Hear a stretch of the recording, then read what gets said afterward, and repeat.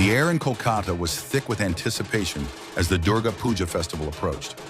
It wasn't just the festivities that excited Nandini, though. This year, she was overseeing the renovations of an ancestral building near Kumartuli, the famous neighborhood of idol makers. As an architect, her work usually consumed her, but something about the tradition of idol making had always captivated her. Perhaps it was the way old-world artistry blended with modern Kolkata, much like her own life. Today, however, her heart beat a little faster as she approached the workshop of Shobita, a woman known for her meticulous craftsmanship and traditional idols. Nandini had met Shobita once before, briefly when scouting for artisans for the project. Something about the way Shobita moved, the ease with which her fingers molded the clay, stirred something deep inside her. The vibrant chaos of Kumartuli was intoxicating. Nandini stepped carefully through the narrow lanes, dodging workers carrying half-finished idols and the ever-present thrum of Kolkata's streets. As she neared Shobita's workshop, her phone buzzed with messages from her clients, but she ignored them, eager for a different kind of connection today. Shobita stood at her workspace, hands covered in clay, her hair loosely tied up, a few strands escaping and sticking to her forehead. Her back was turned as she focused on sculpting, but Nandini felt the pull of her presence. Shobita, She called out softly, and the sculptor turned, her deep brown eyes locking onto Nandini's. There was something primal in that gaze, something that made Nandini's pulse race. Architect. Shobita smiled, her lips quivering in that teasing way she'd done before. Here to admire the idols or inspect the renovations? Nandini laughed, though her throat felt dry. maybe both. The renovations are secondary today. Shobita wiped her hands on her apron, her gaze never leaving Nandini's. Come, see the Durga idol I'm working on.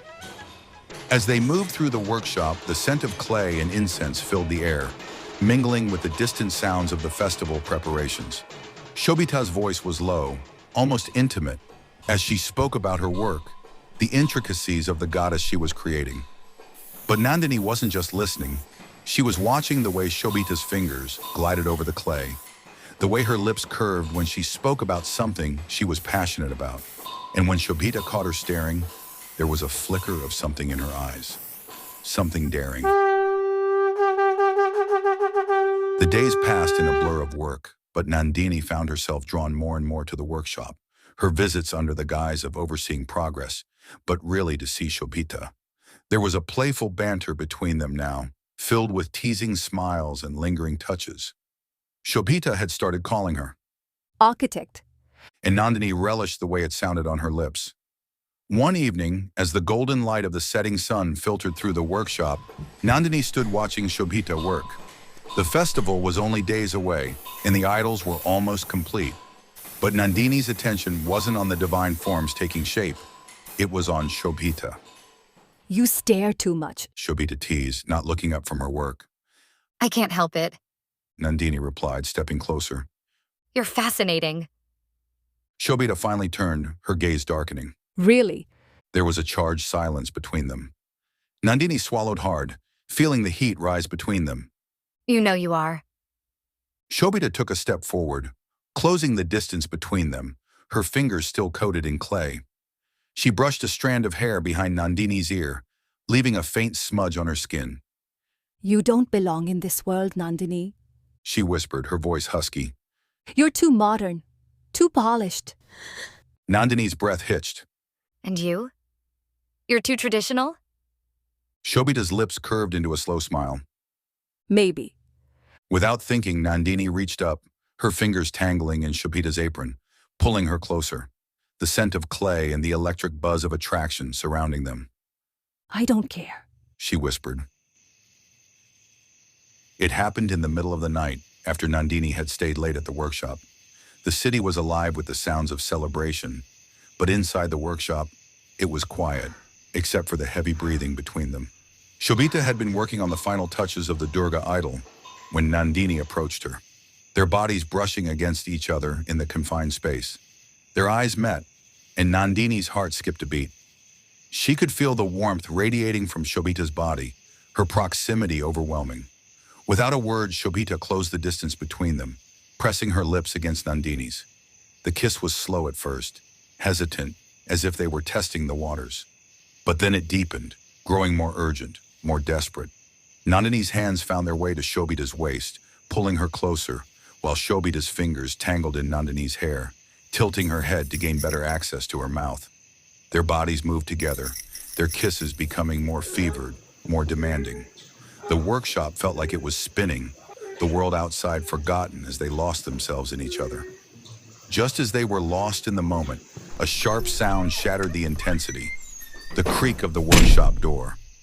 Nandini pulled away, her heart pounding, and turned to see a man standing in the doorway. His face was a mask of shock and hurt. Durgish. Shobita's voice was barely audible, her body tensing beside Nandini. Nandini stepped back, her mind reeling. Who was he? The answer hit her like a freight train, and the realization made her stomach drop. Durgesh stepped inside, his eyes darting between the two women, confusion and betrayal written across his face. So, it's true. He said, his voice thick with emotion. I had my doubts, but I didn't want to believe it. Nandini's chest tightened. What's going on? She managed to ask, her voice trembling. Shobita turned to her, guilt and sorrow clouding her expression. I should have told you.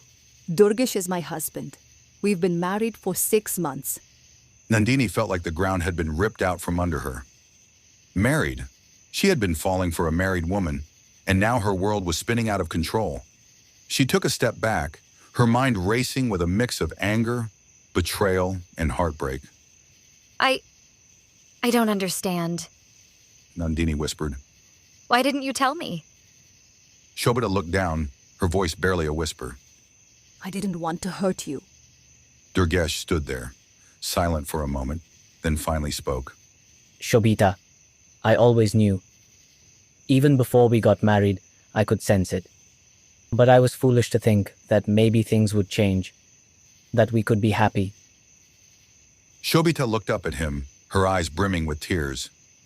I wanted to make it work, Durgesh. I tried, but... Her gaze flickered to Nandini, and the unspoken truth hung heavy in the air.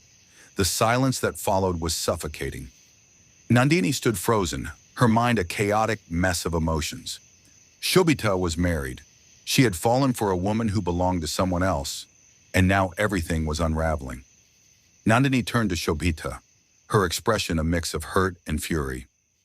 How could you not tell me about Durgesh? Did you think I wouldn't want to know the truth? Shobita opened her mouth to speak, but Nandini cut her off, frustration bubbling over. Was this just some fling for you? Because I was falling for you with all my heart, and you led me into this without a second thought. Nandini's voice trembled with emotion as she added, Do you even realize what you've done? You played with my feelings, and now I don't know if any of this was real for you. Shobita's eyes shimmered with unshed tears as she faced Nandini, her heart racing. I'm truly sorry, Nandini. My silence was a fortress, and I never meant to trap you inside it. The moment I first saw you, it was as if the sun broke through the clouds, illuminating a path I thought was lost to me. You ignited a fire in my soul that I didn't know existed. She stepped closer, her voice thick with emotion. My marriage was a cage forged by my parents' expectations, a gilded prison that suffocated my dreams. But every heartbeat has whispered your name, and my heart has always been yours, aching to break free and soar alongside you. Durgesh, however, wasn't angry. He wasn't yelling or accusing. Instead, he looked at Shobita with a kind of sad acceptance. I wanted to believe that you loved me, He said quietly. but I always knew there was something missing. Something I couldn't give you. Shobita looked at him, tears streaming down her face. I'm sorry, Durgesh. I never wanted to hurt you. Durgesh sighed, running a hand through his hair. You didn't. Not really. But we can't keep pretending, Shobita. We can't keep living like this. Shobita shook her head, wiping her tears. I don't want to lose either of you. Durgesh's smile was sad but understanding. You won't lose me, Shobita. But we both know that this marriage isn't what you need. I won't stand in your way. Nandini's heart ached for both of them. She could see the pain in Durgash's eyes, the way he tried to hold it together, even though his heart was breaking. But what now? Nandini asked, her voice trembling. What happens now? Durgesh looked between the two women, a bittersweet smile on his face. Now, you two need to figure out what this means. For both of you. As the sounds of the festival carried on outside, the tension in the workshop was thick. Nandini couldn't believe what she was hearing. Durgesh was letting them go? He was giving up his wife so she could be with the person she truly wanted? The days that followed were a blur. Durgesh quietly filed for divorce, and while his heart was heavy, he found peace in knowing that he had done the right thing.